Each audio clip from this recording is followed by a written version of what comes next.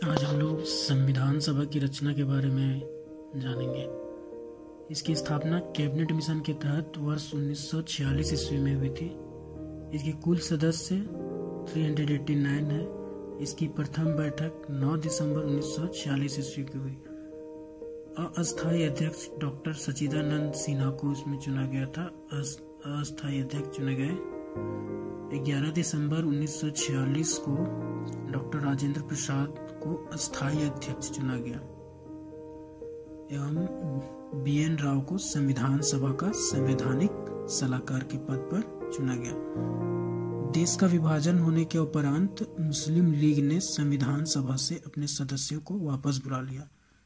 मुस्लिम league का गठन 1906 ईस्वी में हुआ था और पाकिस्तान की मांग बहुत पहले से उठने लगी थी और वो जब कैबिनेट मिशन भारत आई थी उस समय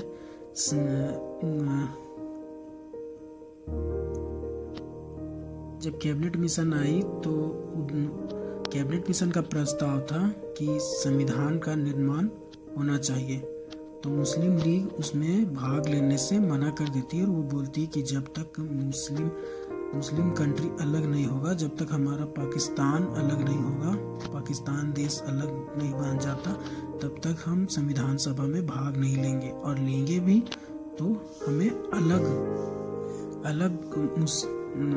पाकिस्तान चाहिए, हम हिंदुस्तान के साथ रहकर नहीं बनाएंगे, उनका ये कहना था। इसीलिए इनकी संख्या घटकर बाद में कितनी हो गई, 389 से 299 रह गई।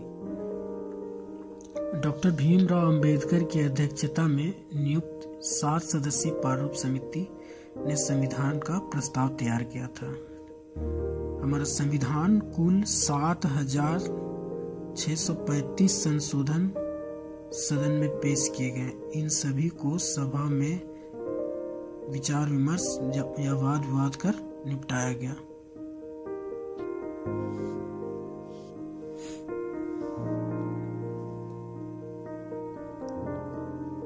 अंततः 26 नवंबर 1949 को संविधान सभा द्वारा इसे अंगीकृत कर लिया गया और इस पर डॉक्टर राजेंद्र प्रसाद ने हस्ताक्षर कर दिए। इसे बनने में कुल 2 वर्ष 11 माह 18 दिन का वक्त लगा।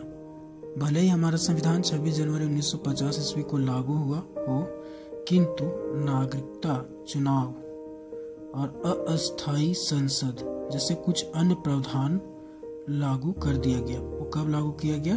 26 नवंबर 1949 को।